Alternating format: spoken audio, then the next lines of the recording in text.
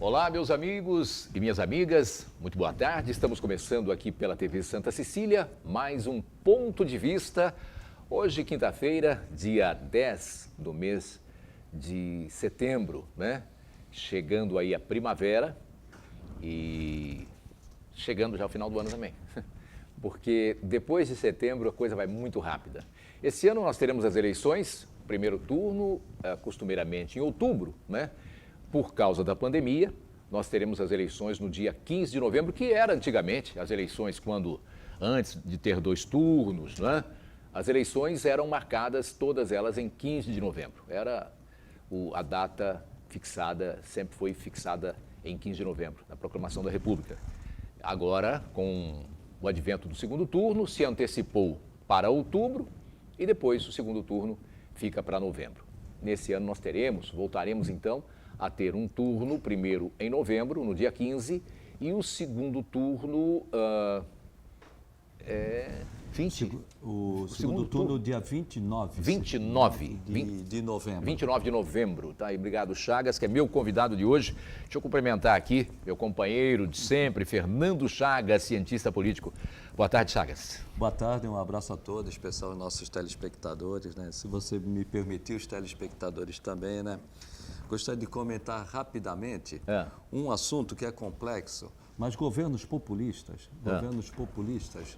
normalmente, para assuntos complexos, eles têm respostas simples. Só que essas respostas simples nunca resultam numa boa situação. No caso, hoje, que está sendo muito discutido, Altair, do aumento, principalmente do arroz. Mas o aumento não é só do arroz. O aumento, de uma forma geral, é de todos os produtos agrícolas, as commodities, as matérias-primas. Podemos falar o feijão, o açúcar, o café, inclusive o arroz. De uma forma geral, todos os produtos de primeira necessidade que servem de alimentação.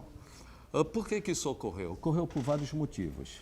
Mas estão condenando os supermercados. Em vez de falar de todos os motivos, centrar mais no caso do arroz. Por que o arroz subiu? Porque o supermercado aumentou? Não, o supermercado não aumentou, simplesmente porque quis aumentar. O que ocorre? Todo o produto agrícola, seja arroz, feijão, café, açúcar, soja, milho, ele é cotado em dólar. E os insumos para a produção na fábrica desses produtos, esses insumos também são importados. O dólar disparou. Como o dólar disparou, logicamente, a fabricação desses produtos aumentou. Eles repassaram para os supermercados. E os supermercados passaram para o consumidor. Então, um saco de arroz que custava R$15 passou a R$40. Qual foi a solução que deram? A solução que deram foi: vamos pedir patriotismo. Aí é o que eu digo, a solução simples, pede patriotismo. Que normalmente, pedindo patriotismo, o empresário ele vai ter prejuízo e vai vender o arroz abaixo do preço de custo. É o que eu disse, são soluções simples para problemas complexos. Como nós vamos resolver essa situação? Essa situação vai ser resolvida ou diminui o consumo ou aumenta a produção. Logicamente, o consumo não vai diminuir. Por que o consumo não vai diminuir? Porque o hábito do brasileiro e do mundo inteiro mudou com a pandemia. Aquilo que ele gastava no restaurante, em lazer, em compra do vestiário, em compra do carro, ele está gastando em alimentação em casa. Tanto que a alimentação do restaurante diminuiu e a alimentação em casa subiu. Qual a maneira da gente resolver isso? Aumentando a produção. A produção nós só vamos aumentar fevereiro, março, abril do próximo ano, na safra. Vamos importar do Japão? O Japão também está caro o arroz e o dólar está alto, não vai resolver o problema. Vamos diminuir o dólar? Não dá para diminuir o dólar no momento. O dólar vai continuar girando em torno de 5, 5,15, ontem estava 5,30. Portanto, não tem solução a curto prazo. O brasileiro vai ter que resolver esse problema gradativamente. Uma solução simples é o Sarney fez, congela. Vai ter escassez. Então, não há solução simples para um problema complexo. E isso é só para concluir, o que mais me incomoda, o governo que se diz liberal, ele está querendo fazer uma intervenção nos preços e no supermercado. Inclusive, notificou os supermercados para explicar por que o supermercado aumentou. A explicação é essa. O supermercado aumentou, porque a fábrica aumentou, porque a fábrica aumentou, porque o dólar aumentou e porque os insumos são altos dos produtos agrícolas. Simplesmente isso. Um governo liberal privatiza, não privatizou nada até agora. Um governo liberal deixa os preços correrem, mas aí a popularidade corre risco. Então, o que o governo liberal faz? Tenta fazer uma intervenção. Não resolve. O Sarney fez isso e desorganizou toda a economia. Então, o que nós temos que fazer? Conviver com essa situação até que, naturalmente, aumente a produção para dar conta desse consumo. Seja aí importando, tirando o imposto de importação, mas que não vai resolver em menos de 6 meses, ou seja, produzindo mais, como eu já disse, só lá para fevereiro. Essa atitude o governo já tomou. Ele já liberou a importação do arroz a custo zero, né? Então, imposto zero para a importação do arroz. Só que isso não resolve, como já colocou o Chagas, porque o arroz lá fora também é mais caro do que aqui. É mais caro do que aqui. Então, não vai adiantar nada. Essa cota zero, né? Esse imposto zero para os países aqui do Mercosul já existia. Isso para o resto do mundo, então agora pode importar o arroz a custo zero de importação, não paga nada. Só que está mais caro lá. Então nós vamos conviver com isso. Como explicou o Chagas aqui agora, o saco de arroz, né, de 5 quilos, que você pagava em média 11, 12, tinha supermercado que vendia arroz bom aí, né, tipo 1, até 9, 10 reais. E depois o preço passou para 16, 17, do melhor, né? Agora está em 25, 30. Alguns chegam a 40 reais. 40. Absurdo, um absurdo muito grande. Vamos conviver com isso. Agora, não pode faltar no prato do brasileiro o arroz e feijão. E o feijão está, em alguns locais, a R$ 9,00 o quilo. 9 é muita coisa. Nosso convidado também de hoje aqui, que é o presidente do CDL Santos, não é? O Camilo Andujar. É isso, Camilo? Correto, boa tarde. Exatamente, boa tarde. Acertei agora Sim, o nome? Acertou, Que maravilha. Tá certo. Boa tarde a todos, boa tarde a todos os ouvintes. E estamos aqui para poder fazer uma reflexão daquilo que está acontecendo atualmente na nossa economia, no nosso comércio, na nossa indústria, para que a gente possa, né, debater, trocar ideias, né, e sempre encontrar a melhor solução, né? Porque todos nós dependemos disso, né? O Camilo, o Chagas falando aqui do arroz, Sim, né, do verdade. preço do arroz, isso não reflete só na mesa do brasileiro, isso reflete no comerciante como um todo também. Isso bate e prejudica muito, né? Bate, porque isso aí, você tem um aumento do preço das quentinhas, você tem um aumento no preço do quilo, quando você vai almoçar no restaurante, por mais simples que seja, vai repercutir, né? Porque o arroz e feijão é a base da nossa alimentação. E, como bem falado, de fato, o dólar realmente influencia muito nisso. E também o que eu queria destacar é que, assim, quanto mais alto o dólar, mais incentivo encontra o produtor nacional, seja para qualquer produto, não só o arroz, em exportar. Então, quanto mais você exporta seu produto para fora, os produtores exportam, vai faltar produto aqui no mercado. E faltando produto aqui no mercado, é a lei da oferta e procura. Quanto mais se vende para fora, falta aqui, e aí a procura aumenta e o preço sobe. Então, isso para qualquer produto. Então, uma das medidas seria controlar a alta do dólar, fazer com que o dólar retrocedesse. Claro que isso aí é um mecanismo que não é tão fácil, mas isso é uma das maneiras de poder você conter o aumento do preço. Do arroz especial e o feijão, que estão em alta, mas de outros insumos também. O dólar também acaba repercutindo muito nisso. Olha, eu vi uma oferta ontem maravilhosa, né? O óleo a R$ 8,49. Aí o cara falou, não, mas não é óleo de soja, é óleo de milho. Meu Deus, é um real de diferença. Rapaz, paga o óleo de soja custando R$ 7,00. Deixa eu cumprimentar aqui ele que faz supermercado, ele que é um cara de supermercado, gosta de fazer compra na casa dele, é ele que vai no supermercado direto. Jornalista Marcos Santana. Boa tarde, Marcos. Boa tarde, Chagas. Boa tarde, Altair. Boa tarde, Andurra. Boa tarde, especial que nos acompanha em casa. Faço para mim e em tempos de pandemia, faço também para minha tia Lita. A tia Lita, um grande beijo, que ela acompanha diariamente aqui Outro beijo. O ponto de vista. O Altair e Chagas e quem nos acompanha, esses solavancos na economia, por conta até de uma consequência direta da pandemia, dessa incerteza toda, é até, de certo modo, aceitável, previsível, vamos dizer assim.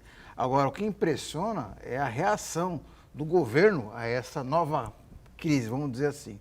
Lembrou, como o Chagas bem observou, o comportamento de José Sarney na década de 80, né? Só falta agora o Bolsonaro conclamar os fiscais do Bolsonaro para ir no supermercado ou ir no pasto pegar a saca de arroz e assim por diante, né? Um governo que se dizia liberal, não é esse tipo de comportamento que se espera, porque a partir do momento em que ele mesmo quebra as regras que ele mesmo estabeleceu, isso aí abre um precedente muito perigoso e gera uma imprevisibilidade muito grande para a economia de um modo geral.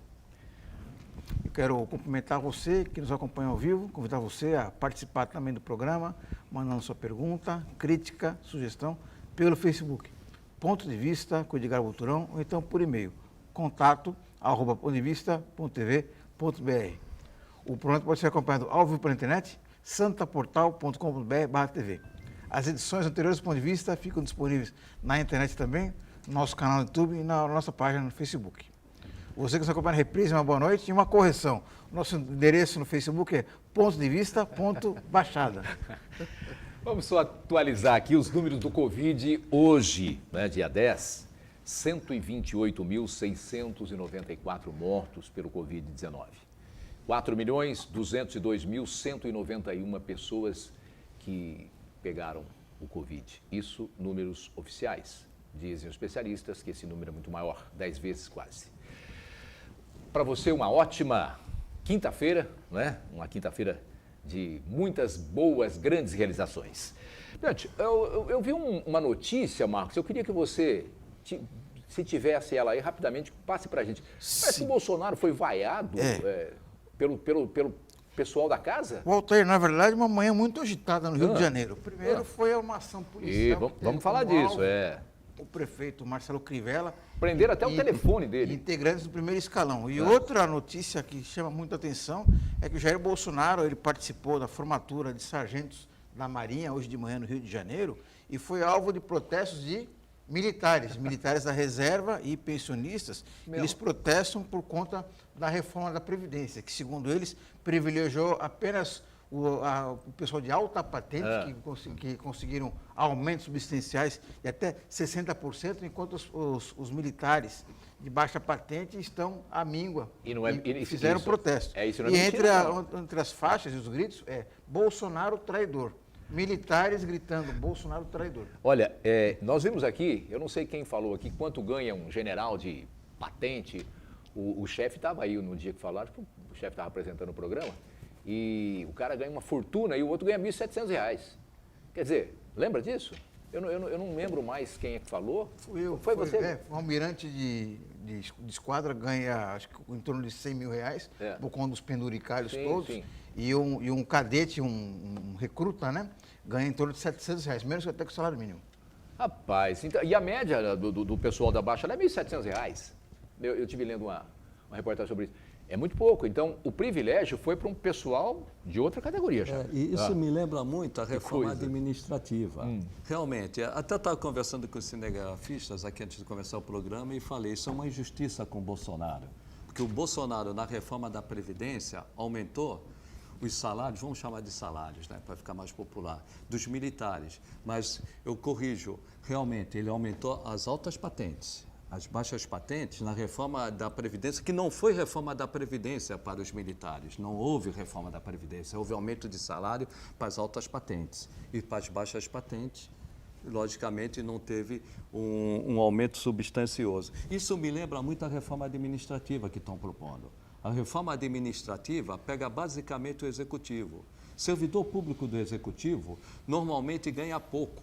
Quem ganha muito e distorce são juízes, Ministério Público, procuradores. Estes realmente ganham muito do governo federal.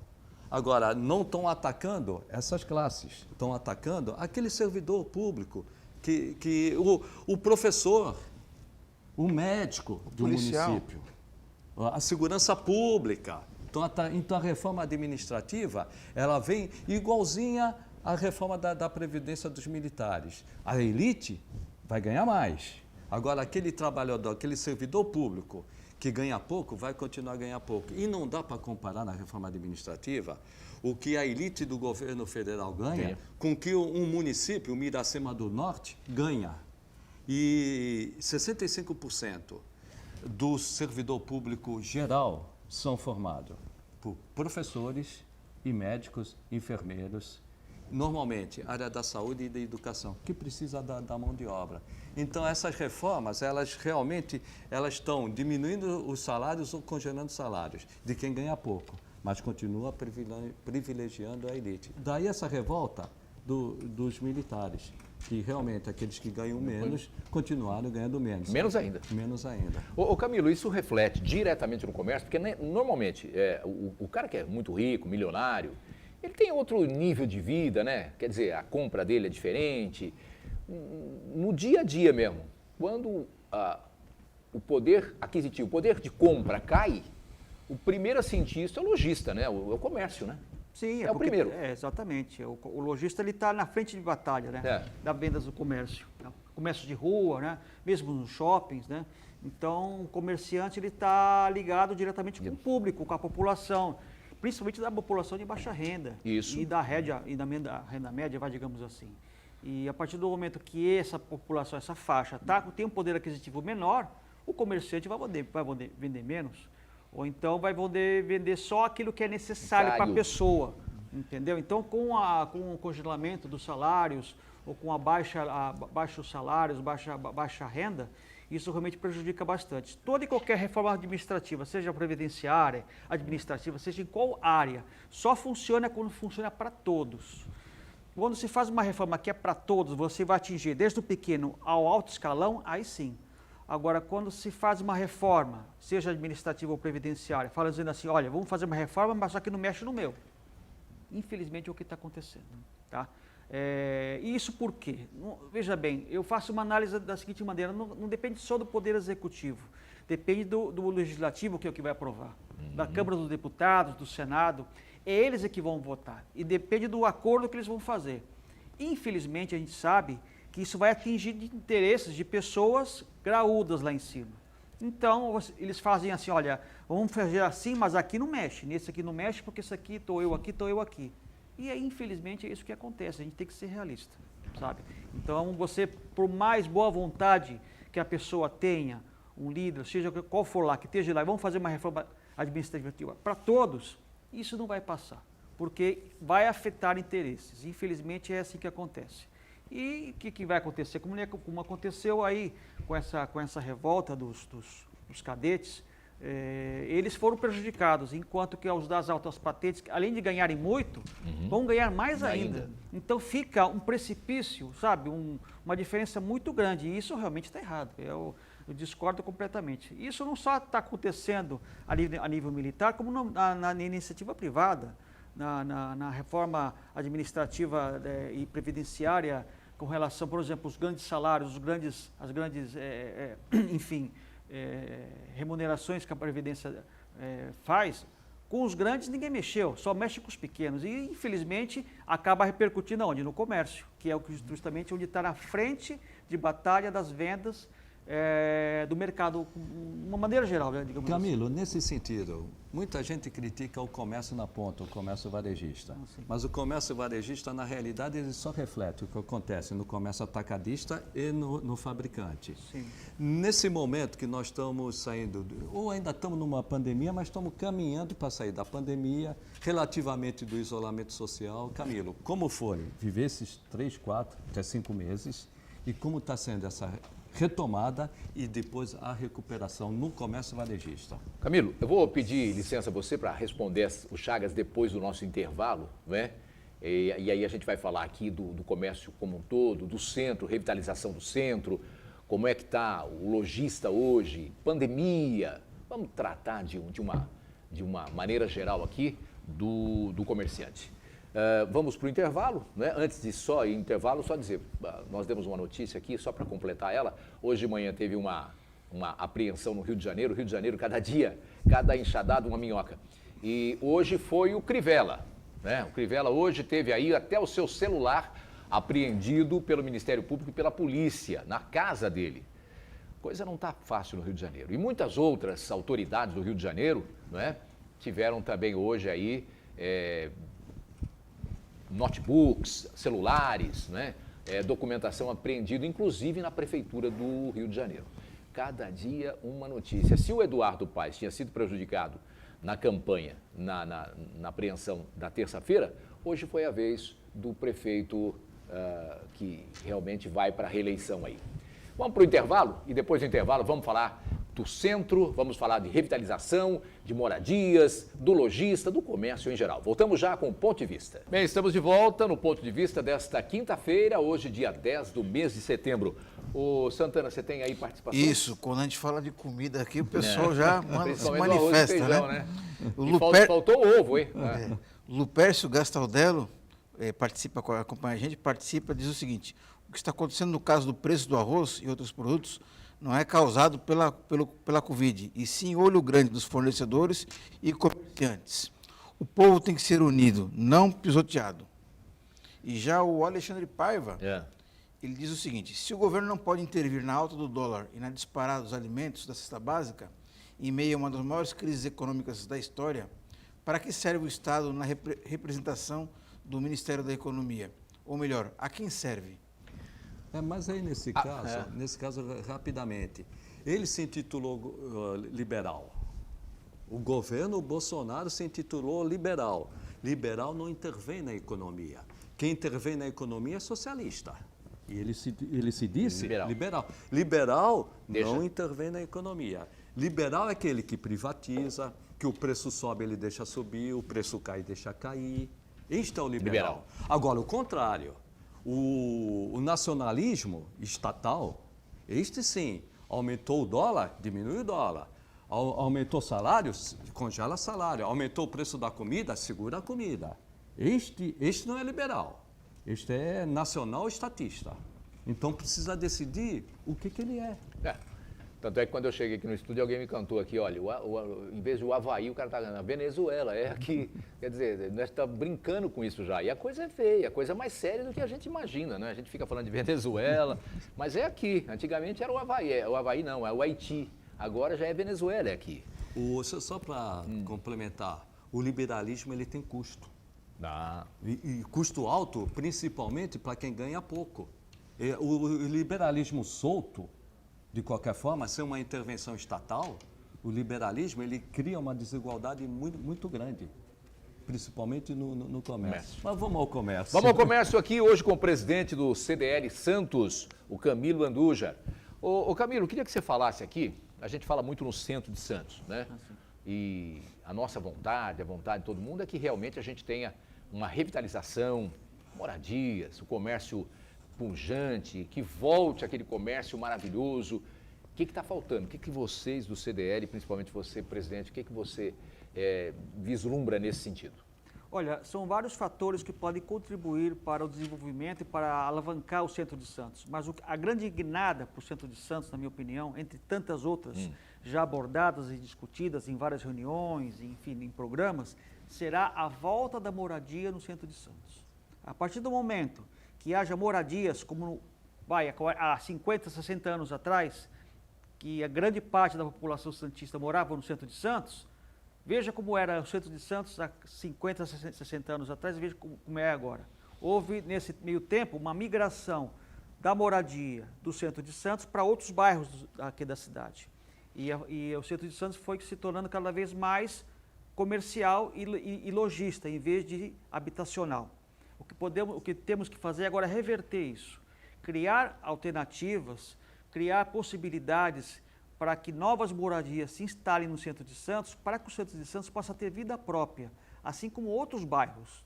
Tendo o centro de Santos tendo vida própria, ou seja, as pessoas morando no centro de Santos, o próprio comércio vai se revitalizar por si só. Porque todo mundo sabe que a partir de determinado horário do centro de Santos não tem mais ninguém.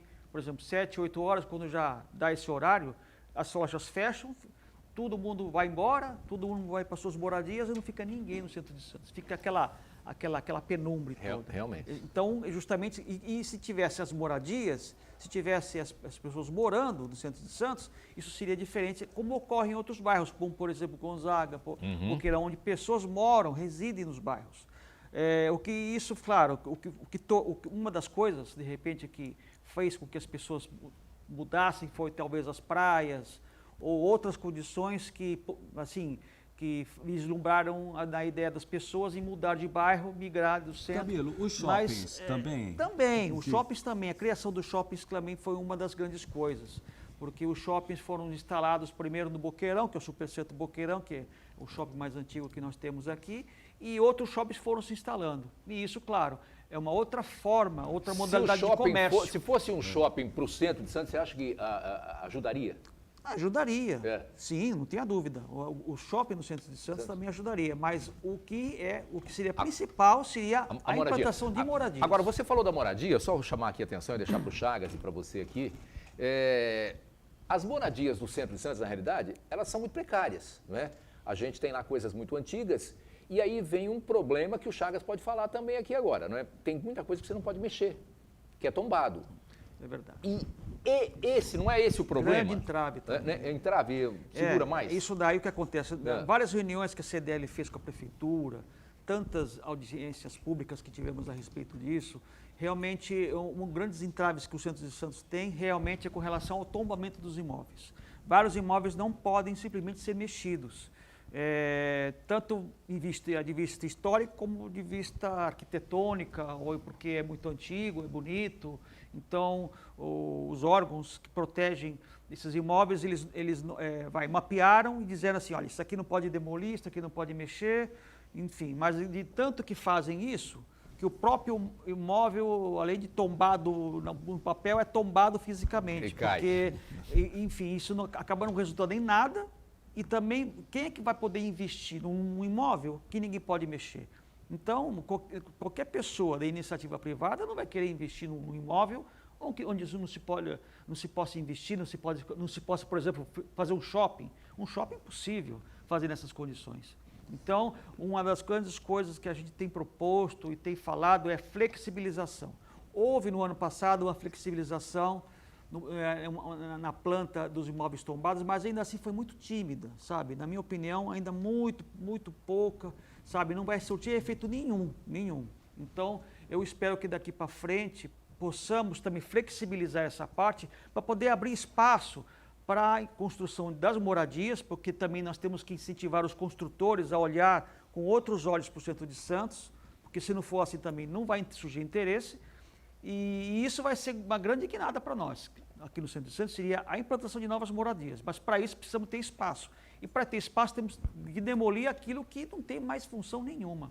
E é isso que está nos atrapalhando. Olha, diga-se de passagem aqui, até para fazer justiça, né? Ele que está afastado aqui por causa do período eleitoral, que não se permite que apresentadores de rádio e televisão continuem no ar, né? Ele que está afastado, o Edgar Buturão, que é o apresentador desse programa, diga-se de passagem, sempre defendeu isso no programa. Sempre foi um defensor dessa coisa do tombamento com uma certa flexibilidade, para que, como colocou o Camilo aqui, né? O Buturão já sempre falou isso, olha, que fique lá a fachada, que se preserve a fachada, que se preserve o que dá para preservar, mas você não pode impedir, né, que as pessoas vivam ou sobrevivam desses imóveis, né, Chagas? Eu concordo plenamente. Em primeiro ponto, concordo com o Camilo. Uma recuperação do centro passa obrigatoriamente pela moradias no centro. Eu só vejo essa maneira de você recuperar o centro, fazer moradias populares. Com as moradias virão supermercado, farmácia e o comércio em geral. O outro ponto, já participei de muitas reuniões com o Camilo, no Brasil, inclusive aqui em Santos, um conflito entre arquitetos e urbanistas e os economistas como eu.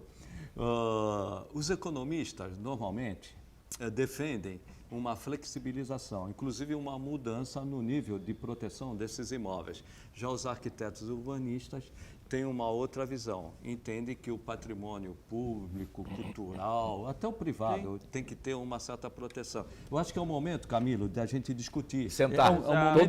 Todo mundo sentar e falar a mesma língua, né? Eu e o Camilo já tivemos muito do lado dessa mesa. Sim, é verdade. Olha, nós precisamos flexibilizar. Mas a resistência eu entendo, é um legítimo. Agora, esse é o momento da gente discutir. Se a gente quer avançar...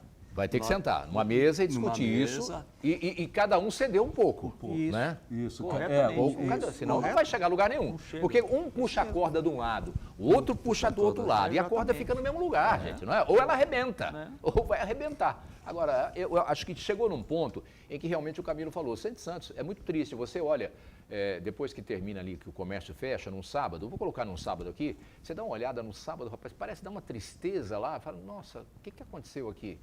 Não é, fechou, não tem ninguém que mora lá, muito pouco, quer dizer, o pouco que tem não é o volume que deveria ter para se fazer uma movimentação de trazer o comércio. Eu vou dar 2 comércios aqui, muito fortes na região hoje, que é o comércio de São Vicente, do centro de São Vicente, e o de Vicente Carvalho também, né? E o da Praia Grande também tem aquecido bastante. Agora, o comércio de Santos sempre foi sensacional, é a cidade mãe em tudo na Baixada, inclusive era no comércio. E só perdeu isso e vem perdendo por causa desse problema da moradia, né, Camilo? Exatamente. O problema da moradia foi realmente o grande marco, o grande causador dessa evasão de pessoas para outros pontos da cidade. E com isso, o centro da cidade regrediu.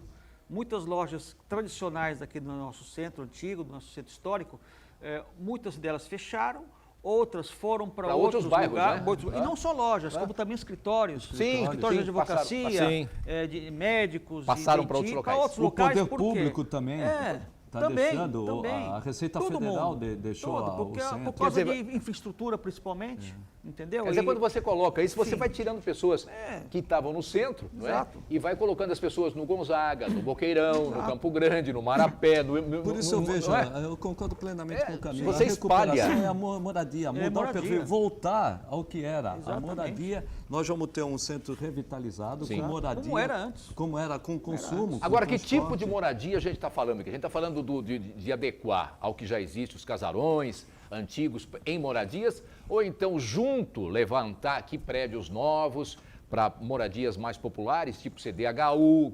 Do que é que nós estamos falando na realidade? Populares. Realmente, como foi falado, muito bem falado. As moradias populares, principalmente porque isso vai atrair as pessoas, em vez de você procurar um imóvel, vamos supor, em outros bairros, aqui vai custar bem mais barato. Vai atrair a atenção dos compradores. Ô, Camilo, eu só interromper, desculpa te interromper, mas quando você fala isso, tem muita gente que morava em Santos e foi morar por causa do preço do aluguel, por causa foi morar em outra cidade, Exatamente. tipo São Vicente, área continental, Praia Grande.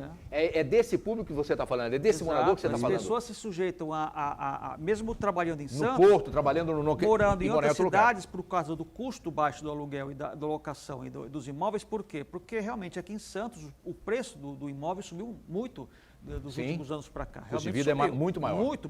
Então as pessoas preferem ficar o tempo vindo e voltando, enfrentando o trânsito, gastando esse tempo do que arcar com um custo elevado na moradia. Então, fazendo uma moradia a preço popular aqui no centro, com certeza vai estimular as pessoas a querer vir morar. Agora, para isso, realmente, é necessário que as construtoras construam moradias ao custo baixo, a um custo muito baixo, ou seja, eu sei que a Prefeitura de Santos está facilitando, já tivemos muitas reuniões e existe uma vontade de fazer com que os projetos de edificações do centro de Santos sejam num custo menor.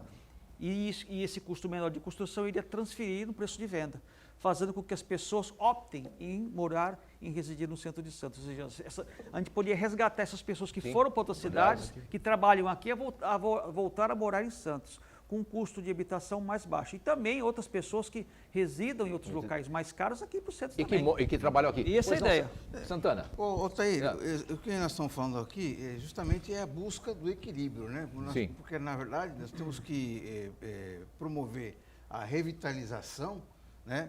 E, ao mesmo tempo, não ficar apenas protegendo destroços, né? Nós temos um exemplo muito claro do que não fazer no Brasil, que é a cidade de São Luís do Maranhão. Lá, as leis de preservação do patrimônio, da arquitetura, da história, foram muito rígidas, a ponto de que inviabilizou qualquer tipo de intervenção ali, de reforma, de reestruturação nos prédios do Centro Histórico de São Luís. E quem vai lá hoje percebe que, na verdade, o centro de São Luís está literalmente tombando, né? Está caindo aos pedaços. Né?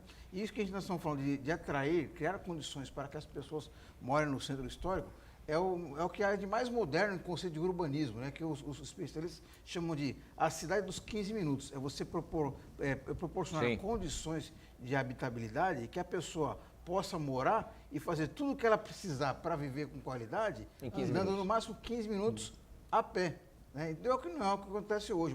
Como a gente bem observou aqui, muitas vezes a pessoa trabalha no centro de Santos e mora em Praia Grande, mora na área continental de São Vicente e fica mais tempo em transporte, em trânsito, do que realmente trabalhando ou levando a sua vida. Eu não sei porque que a dificuldade é tão grande, porque a gente vê no interior esses prédios de 4 andares, 5 andares, né, que nem usam elevador, né, é térreo, mais 3 andares.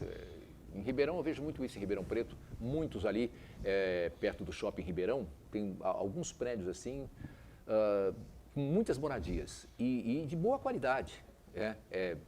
Até melhor do que, não é melhor, mas um pouco maior do que o do CDHU, até um pouco maior, mas isso é iniciativa privada fazendo. E vendendo esses apartamentos, né, a preços que a população pode fazer Minha Casa Minha Vida, esse tipo de financiamento mais em conta, Chagas. Não tem muito segredo, né? Tem muito segredo. O problema aqui maior também é que o nosso solo é muito caro. Nós não temos estoque de terrenos, e ainda que tivéssemos estoque de terreno, a construção, a fundação... É mais cara. É mais cara devido ao nosso solo. Isso acaba encarecendo também a nossa construção. Mas isso também no centro de Santos? No centro de também, Santos. Também assim? Agora, isso não impede que a gente faça um planejamento, isso discutido com os arquitetos urbanistas, de flexibilizar o nível de proteção das moradias antigas. Claro. E também unido. cria-se incentivos para a moradia popular. Eu concordo com o Camilo, eu não vejo solução para o centro que não seja essas duas coisas. Uma flexibilização do nível de proteção, dos níveis de proteção e incentivar a indústria da construção civil no centro com moradia de baixo custo na medida do possível. O centro de Santos se recuperaria muito rapidamente. Muito rapidamente. Muito rapidamente. Agora, nós vamos aí para a segunda fase do VLT, né? Se Deus quiser aí, muito rapidamente. Nos próximos 2 anos, eu acho que o VLT está pronto e ele vai até o centro, vai até a prefeitura, o Valongo. Quer dizer, nós teremos um transporte primeiro mundo, né? Exatamente. Cruzando Santos. Então, eu acho que o momento realmente é esse. Eu vou fazer o intervalo. Tem alguma coisa aí, Santana, que você queira colocar agora? Não, justamente isso aí. A gente tem que fazer o equilíbrio entre revitalizar e preservar. Esse equilíbrio que é grande desafio de todos nós. Como Roma faz. Roma faz bem isso. Muitas cidades fizeram isso. Muitas cidades. Fizeram isso e a coisa andou. Rapidamente. E muitas vezes a legislação nacional acaba impedindo o crescimento urbano de um município e também o crescimento econômico de uma cidade. Tem legislação que impede que uma construção ela seja readaptada às necessidades. Dá um exemplo. Você no centro conseguir um AVCB, o Camilo sabe disso. É muito difícil. É extremamente difícil. E teve uma legislação recente que eu concordo, que é justamente para facilitar as pessoas que têm deficiência física.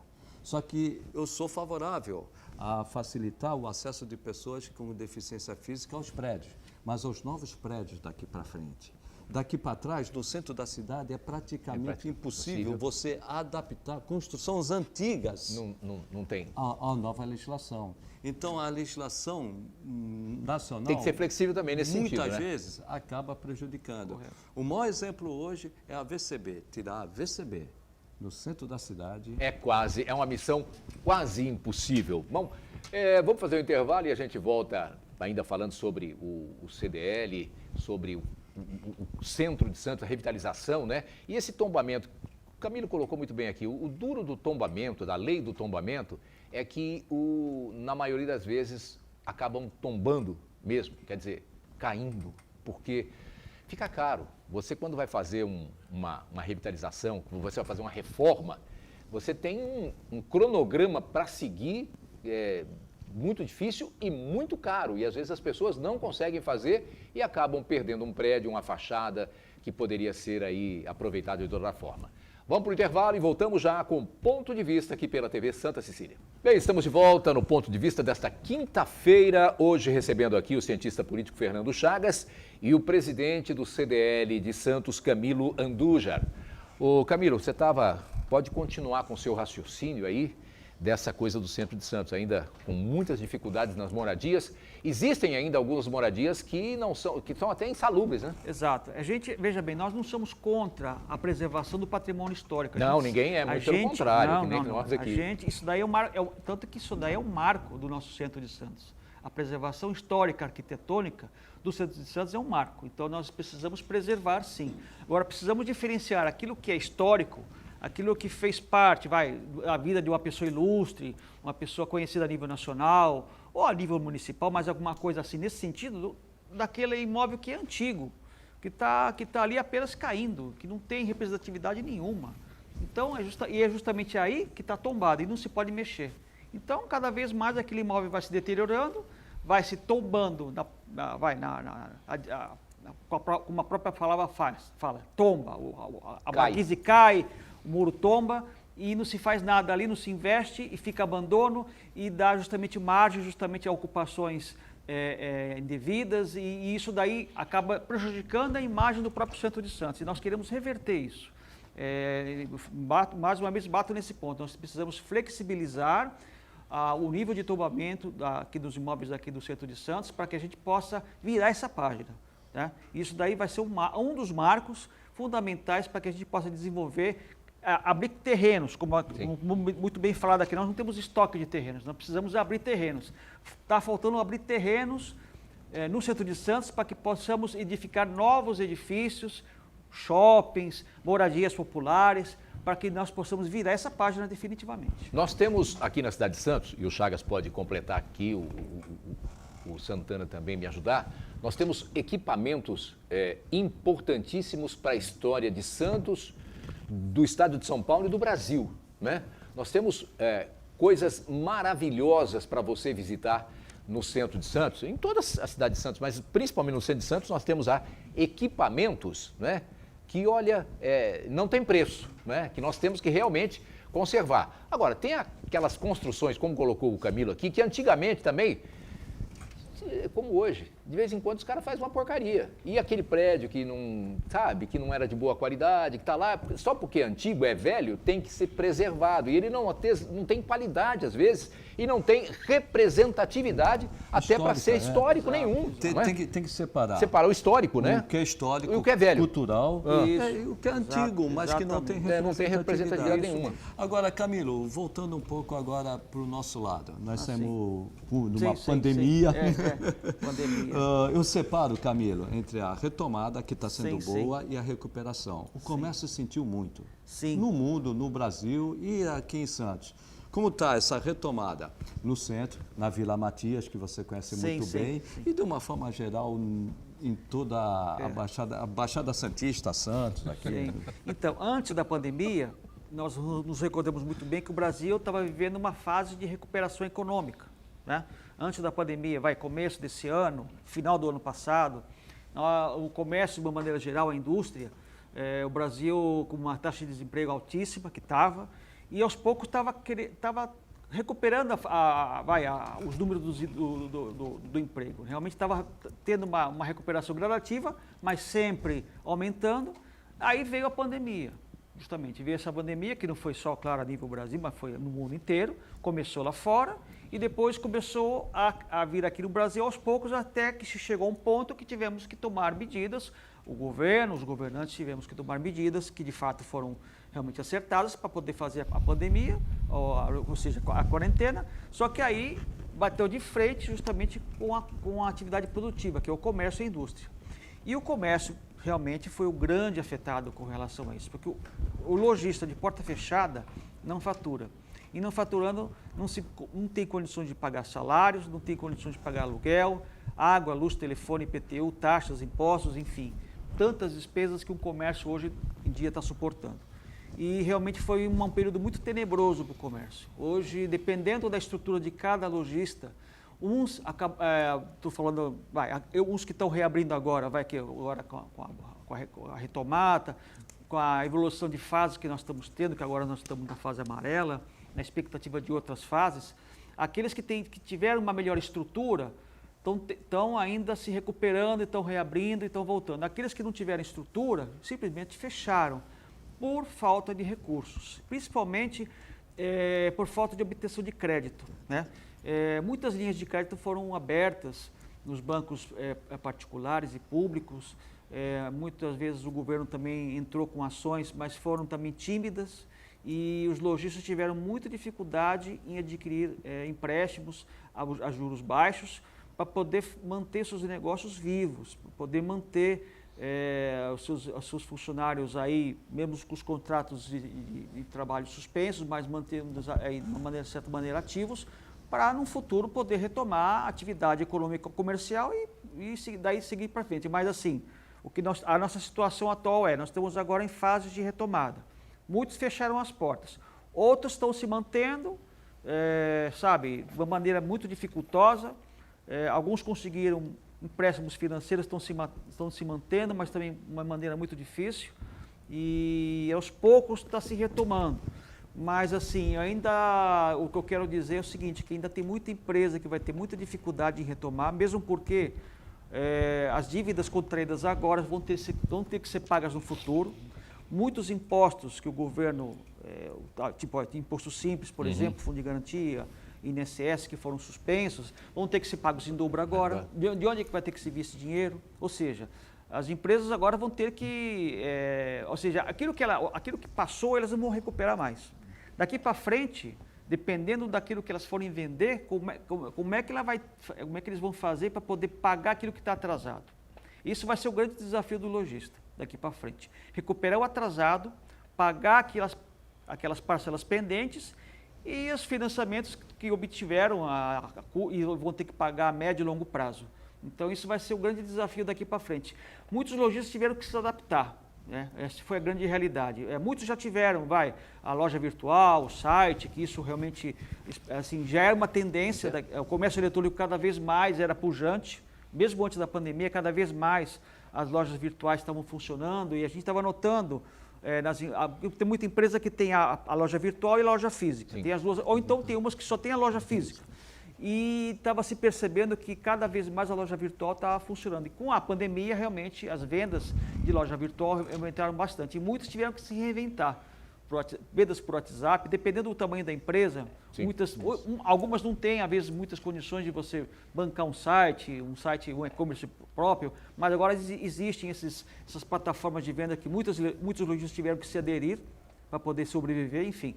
Mas, assim, o que eu vejo daqui para frente é uma retomada lenta, gradual, e que possamos avançar de fase. Temos que ter responsabilidade com relação à quarentena, que o vírus ainda está aí ainda, nós temos que tomar muito cuidado, nós dependemos também do cuidado da população com relação ao movimento das praias, principalmente nos finais de semana, não haver aglomeração, para que nós não possamos ter regressão de fase, qual que está acontecendo nos países, alguns países da Europa está acontecendo isso, que já estavam na nossa frente, em termos de evolução do vírus, agora tiveram que retornar por causa de replicação de vírus. Isso pode acontecer aqui.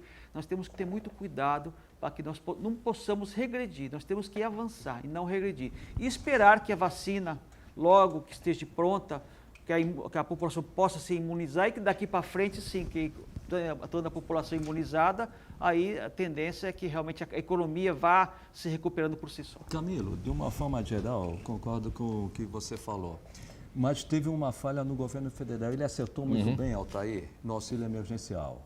E eu digo a União, o Congresso e o governo federal acertaram muito bem no auxílio. Sim. No auxílio.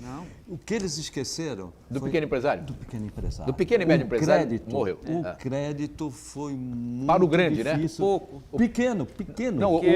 O grande empresário teve fôlego. Teve fôlego. Chagas, eu vou ter que interromper você para lembrar a frase do ministro Paulo Guedes, naquela reunião de 22 de abril, que ele ia ajudar os grandes empresários e os pequenos e médios e os empreendedores individuais, ele queria que se lascasse. Teve dinheiro no É o bolso. que prega mais, né? Teve dinheiro no bolso das pessoas com vulnerabilidade social, que eu concordo, e nós defendemos aqui, Claro. mas faltou dinheiro no caixa. No caixa do pequeno e médio empresário, que é o que dá emprego, realmente. Que dá o emprego. pequeno emprego. Agora, o Camilo falou, não teve esse dinheiro, né? E uma das coisas muito fortes é as grandes empresas, citar aqui algumas lojas famosas, como Casas Bahia, Magazine Luiza, esses aí agora estão fazendo parceria com pequenos comerciantes do e-commerce, né? Exato. Quer dizer, o pequeno comerciante que não conseguia, cara sério, é coisa séria, porque eles garantem, você coloca o seu produto para vender através dessas lojas Exato. grandes, quer dizer, abrir um comércio. Mas nem tudo dá para você fazer isso, tem comércio que fechou. Quando você diz que fechou o comércio, quantos fecharam, você tem uma porcentagem do centro de Santos, né? O que de comerciante, ou dos Santos como um todo, ou da sua área, o que fechou, 10%, 20%? Você já tem fechado esse número até agora? Então, isso aí que você acabou de falar é o chamado marketplace. Isso. É justamente uma plataforma de vendas, como por exemplo o Mercado Livre, Sim, que é a sim. maior plataforma Sim, que nós temos. Então, muitos pequenos lojistas se aderiram a isso, foram forçados a aderir para poder continuar vendendo e, de qualquer maneira, isso é uma tendência, vai ser uma grande tendência daqui para frente e realmente isso é de suma importância para o desenvolvimento de vendas do lojista, porque ele sabe muito bem que a sua loja física está lá, está presente, mas cada vez mais as pessoas estão optando pelo marketplace por causa de conveniência, porque não tem tempo, porque é difícil de você estacionar na loja do lojista, enfim, uma série de coisas. Agora, com relação a números, a números de fechamento, olha, eu estou calculando porque continua mais ou menos, fechando ainda, continua né? fechando, mas assim, na média que eu estou calculando, assim, de 30% a 40%. E olha, isso não 40%. volta. Olha, e dificilmente o cara que fechou vai reabrir. Nessa faixa. Eu não acredito nisso. É o número que nós estimávamos aqui. Infelizmente. E eu não sei o fôlego. Então, de cada 10 lojas, 3 ou 4 fecharam. É isso mesmo. E eu não sei o Efetivamente. fôlego. A retomada está entusiasmando o pessoal. Uma coisa é a retomada. Está todo mundo saindo para consumir. Sim, mas... A recuperação sustentável. Não. E nesse sentido, Camilo, vem agora Dia das Crianças, Black Friday e o Natal. O CDL, como vê? Então, as nossas campanhas, na época de pandemia, nós fizemos todas as campanhas online, nas nossas mídias sociais, por exemplo. Agora, a próxima campanha do Dia das Crianças vai ser também online. Também. Vai ser, porque enquanto não tivermos autorização para fazer eventos, nossos eventos sempre foram concentrados na Praça Mauá. Né? O ano passado, por exemplo, nós fizemos o Dia da Criança na Praça Mauá, nós fizemos lá um playground, chamamos ali as barraquinhas de pipoca, algodão doce, e atraía. Uma festa. E naquela época, as criançadas estavam no colégio, chamava o ônibus, vinha lá, enchia a Praça Mauá. Então é a festa para elas. Agora não. Agora nós fazemos de forma virtual. Nós fazemos sorteio de brindes, tudo de forma virtual. A gente dispara no nosso Instagram, Facebook. Está sendo tudo assim. O mundo ficou mais sem graça. Exatamente. O mundo ficou... Por conta da aglomeração. O novo normal, que não é normal, o mundo está meio que sem graça, na realidade, porque quando você coloca no virtual, é uma tendência? É uma tendência. Até o supermercado, o cara vai fazer compra hoje de arroz, de feijão, mesmo caro, ele vai pedir no supermercado e o supermercado vai entregar para ele. Mas... sabe, nada como você ir na loja, experimentar a camisa, conversar, tomar um cafezinho. Aquela choradeira, tem uns amigos meus que falam uma choradeira para comprar. Não, mas dá um desconto aí. Não, isso é o legal. Agora, o Camilo lembrou bem, a pandemia não acabou. O vírus está aí.